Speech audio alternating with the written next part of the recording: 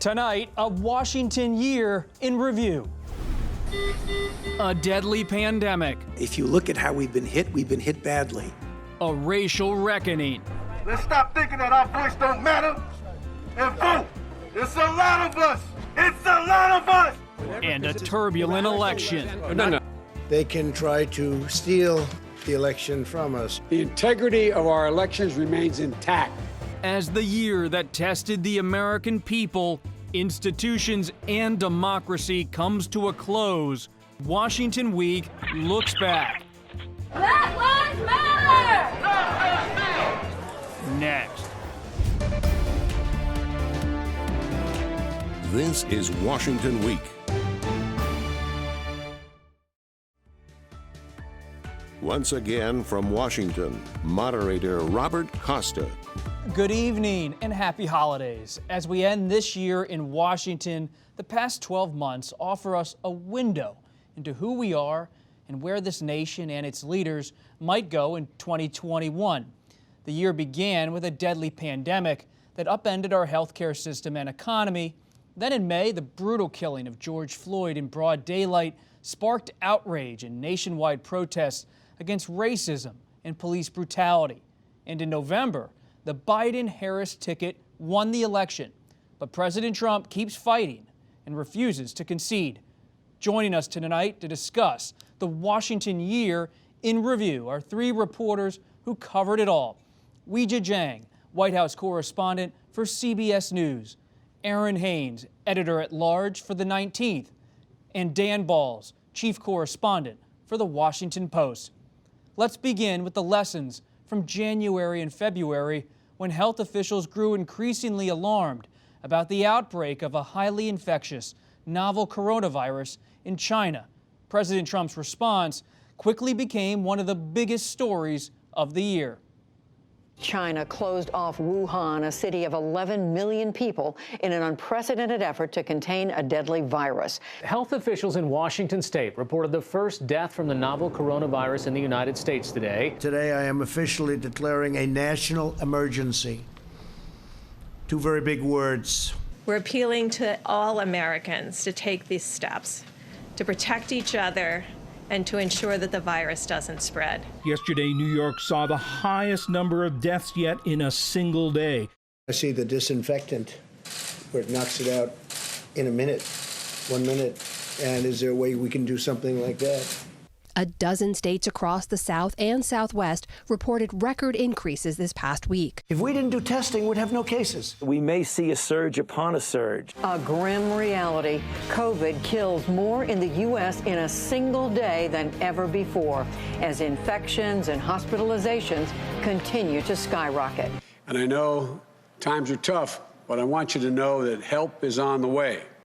By late December, more than 300,000 Americans have died. Dan, when you look back on the pandemic and Washington's response, do you see a collision of politics and science? Yes, remarkably so, Bob. I mean, this should not have happened in the way that it did.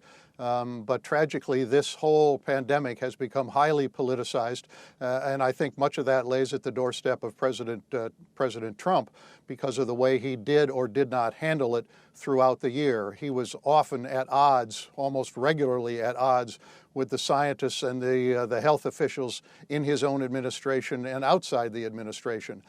He sent mixed signals. He pushed against the advice of many of the experts and has created an environment in which people have taken sides over whether they should wear masks or social distance. And unfortunately, more than 300,000 people have paid with their lives as a result of this, and we're still deep in the middle of it, even though there is some hope on the horizon as the vaccine has begun to arrive and people are able to get it. But this has been a terrible year, and as I say, much of it lays at the doorstep of the president. Weijia, you're on the White House beat. Has President Trump's engagement with the pandemic changed in any way since the beginning of 2020? Bob, I think one thing that is remarkable is that it hasn't. And in some ways, the beginning of the pandemic is ending in the same way under the Trump presidency because his message has not matched the moment in the beginning and even now.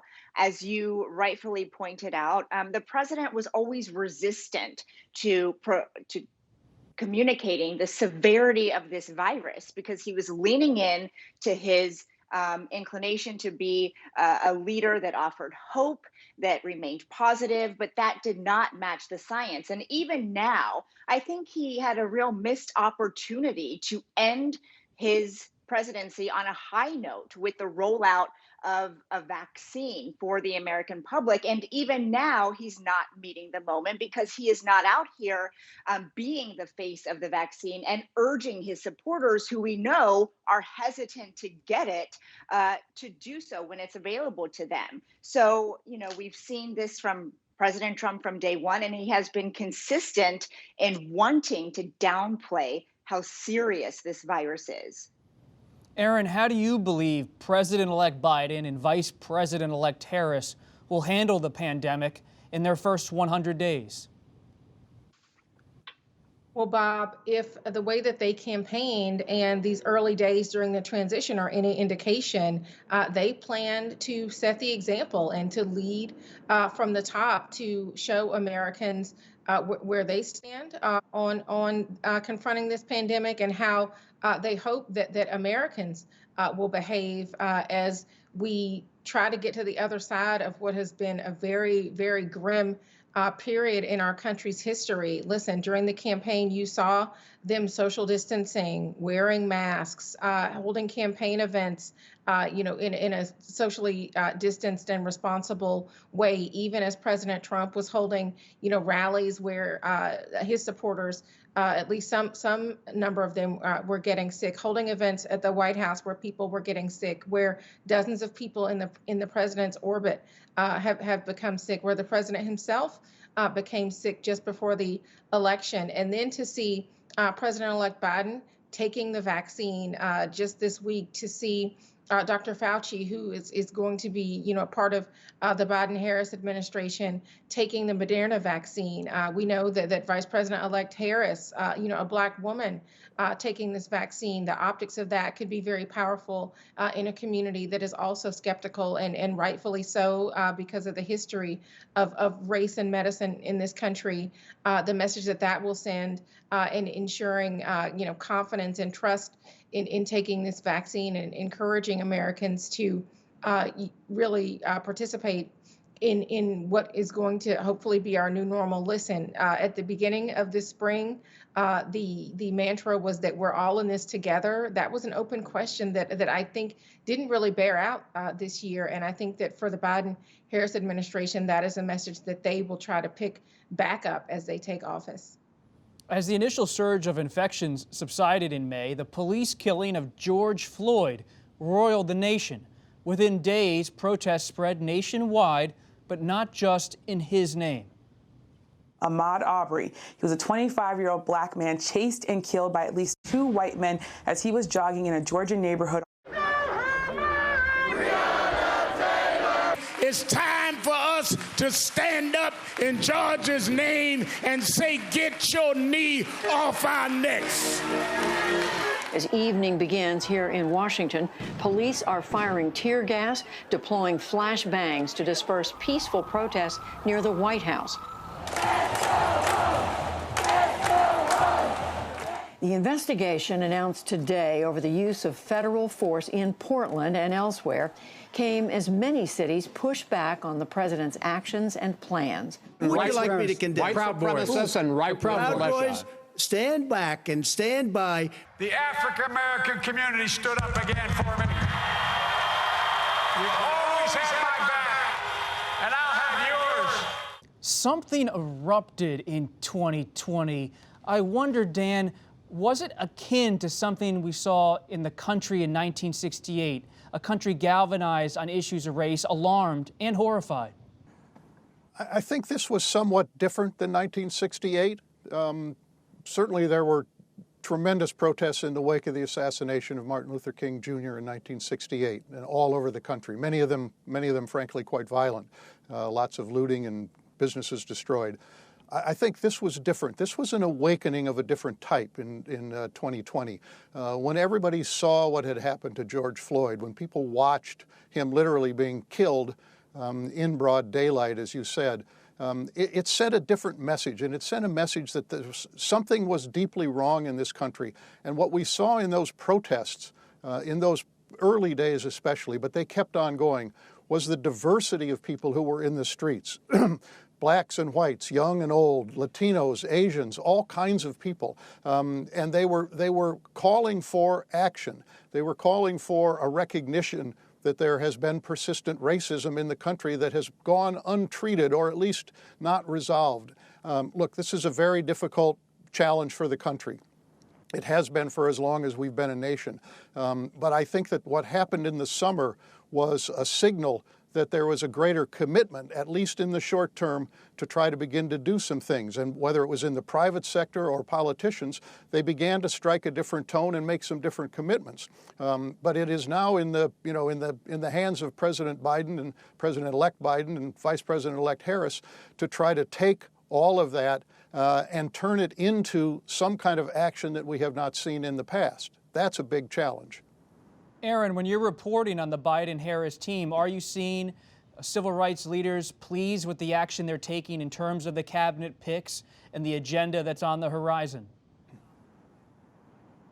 Well, what civil rights leaders and activists and others who are committed to racial equality and really for the systemic change to racial inequality that existed long before the pandemic and that has been addressed only incrementally, really, in the history of our nation. What they are saying is that they are cautiously optimistic. Joe Biden is somebody who became the primary nominee because of Black voters, and his election and Vice President-elect Harris's election was largely because of the Black voters who came out and voted in record numbers, even in the midst of a pandemic, and who were protesting racial injustice and the unrelenting killing of Black Americans by law enforcement, even in the midst of a global public health and economic crisis. So the stakes were high for these voters, and they absolutely plan to hold this administration accountable.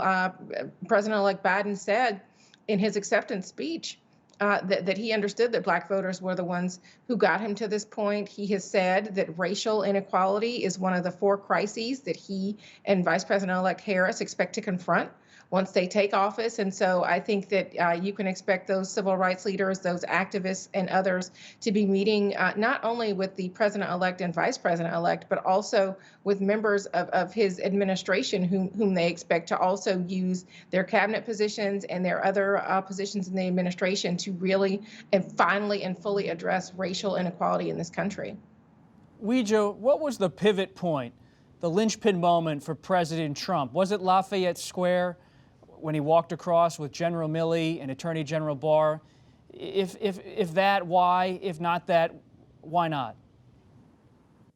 I think that's certainly one of them, and it was really defining for the president to do that because even to this point, the president was unable to acknowledge why the protesters were in the streets, to acknowledge what it is that they were asking for, because President Trump, much like the way he handled the virus, was unable to acknowledge the problem of systemic racism and racial inequalities that have plagued this nation from its birth. And that's one big difference between him and President-elect Biden, as Aaron just pointed out.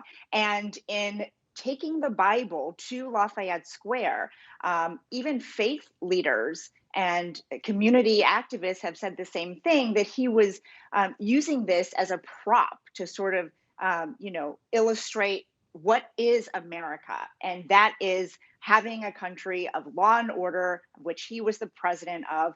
And it was really showing his support for law enforcement, rather than his understanding for why these people were risking their lives in the middle of a pandemic to make a statement. And so I think in that moment, even without saying it, he was taking a side. And he has said other things about police officers and law enforcement, making the case that there are just a few bad apples in the bunch. Again, refusing to acknowledge that there are problems that go far beyond one or two officers. When you step back, Dan, and look at these first two topics, the pandemic and race, and it's a pandemic that has affected people of color in a troubling way, in a significant way. Has anything changed at this year's end in terms of how the country operates and how it thinks about these issues and itself?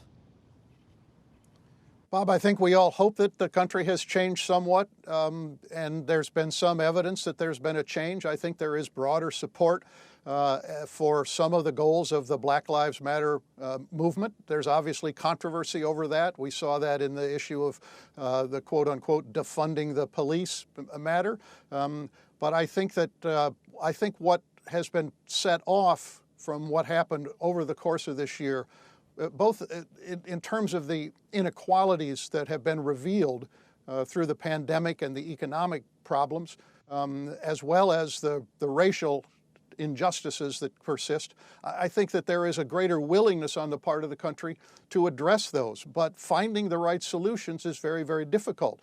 President-elect Biden has a huge challenge ahead, and one of the realities is that there are many younger African Americans who are rather skeptical of him, rather skeptical of the entire political process. They have lived through many, many years in a sense, in a post-civil rights environment in which the first African American was elected president of the United States. And yet the problem of police brutality and police violence in black communities has not been erased or subsided in any significant way. So that's the dilemma that the country faces at this moment.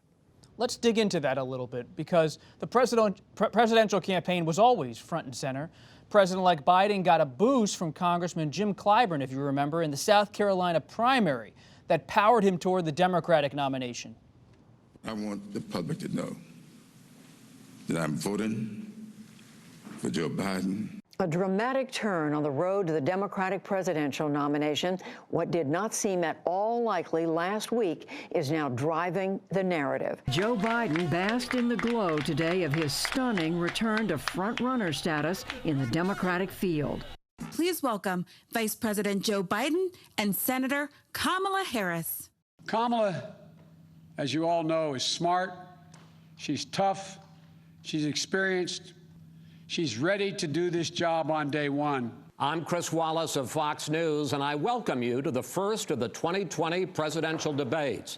I'm not going to answer the question. Why would you answer that question? The question is, the question is, Justice, radical left. Will you shut up, man? Listen. Joe Biden is declared the 46th president of the United States. I'm 2-0, and that's pretty good. It was a rigged election. The flame of democracy was lit in this nation a long time ago. And we now know nothing, not even a pandemic or an abuse of power, can extinguish that flame. Aaron, it was not just Congressman Clyburn, it was black women in South Carolina that lifted Biden at that critical moment. You've chronicled that part of the campaign for the 19th. Why does that matter?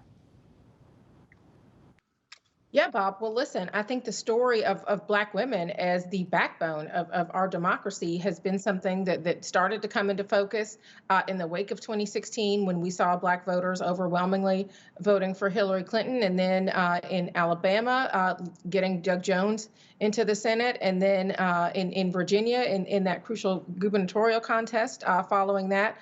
Black women as voters, as candidates, as organizers, as donors, don't just vote on behalf of themselves or even their households. They vote for their race. They vote for their community. They vote for this country to make it freer and fairer. And in the centennial year of suffrage, for which my newsroom is named, but in recognition of the omission of the Black women who were not not guaranteed full access to the ballot and would not get that right for nearly another half a century, it is important to see them being valued not just for their output, but for their input. And that was really kind of the story of 2020, especially for those voters. And so, I was somebody, Joe Biden, when he got into this campaign last spring, said that he was in this as a battle for the soul of America. Racism was on the ballot for Black voters, particularly Black women, headed into this year, even before the dual pandemics of coronavirus and systemic racism, which really plagued the Black community in 2020. But, seeing Black women respond to that and really wield their power in a way that we had not seen so forcefully in the spotlight before is definitely one of the storylines of this year and of this very consequential election. Weijia, another storyline is that while Biden and Harris won, President Trump's defeat remains a lingering story. He refuses to concede. What does the final month of his presidency look like based on your reporting? Well, the president will continue to fight. And, this is his legacy, which he is choosing because he believes if he continues to really lean into this, that he will have an impact and be able to convince the country that he is leaving office after a rigged election. And in some ways, he gave us a sneak preview of this even before November 3rd. For months, he had been talking about widespread fraud and how mail-in ballots were going to lead to that. But the disclaimer there was only if he lost, because he refused to answer, what if he won? Would that still mean that there was widespread fraud? And then when the numbers revealed that he did, in fact, lose to President-elect Biden, he really went all in with this false narrative that he will continue to spin, I believe, for the rest of his presidency, because the goalpost for a concession continues to move. And now it looks like he's not going to give one at all. In the beginning, in the days after the election, his advisors, both on the campaign and in the White House, insisted that if the president exhausted all his legal options and it was clear the outcome was not going to change, the president would acknowledge that he lost and would do the right thing. But as time went on, it became more clear that that wasn't going to happen. And, if there's one thing we've learned about President Trump in the past 4 years, is that there's not much more he dislikes than a loser. And so I do think this is his final attempt to save face and to try to control the story as best as he can, even though, of course, the facts and history tell a very different version. Dan, what's the cost to American democracy? Well, I think the cost is very serious, certainly. The effort to question the integrity of an election and to do so against all of the evidence, after all of the court cases that the Trump campaign and Trump allies threw up over the course of weeks and weeks, all of which were rejected, including 2 by the Supreme Court, which now has a 6-3 majority, conservative majority, that President Trump helped to create. I mean, the fact that he is continuing on this is damaging to democracy. I mean, the overwhelming majority of people who voted for Trump say they think that Biden was elected illegitimately, according to some polls. That's a very worrisome situation. And there's no indication that he's likely to drop any of this once he leaves office. And Aaron, do you think Biden and Harris can meet the moment, to meet the challenge? I think that is definitely an open question, Bob. Joe Biden certainly said that he was somebody who wanted to be a president, not just for the people who voted for him. And yet we know that this election showed us that we have an electorate that's more deeply divided than ever. And, so bringing those folks back together, reaching out to those supporters, will they reach back out? It really is an open question. That is the open question, and that's the question we'll leave it on tonight. Many thanks for our reporters for being here. Weijia Jiang, Aaron Haynes, and Dan Balls. And thank you for joining us. We will keep taking you as close to the news as we can. Our conversation will continue on our Extra. You can find it on our social media and website. And from all of us here at Washington Week, once again, happy holidays to you and yours. I'm Robert Costa. Good night from Washington.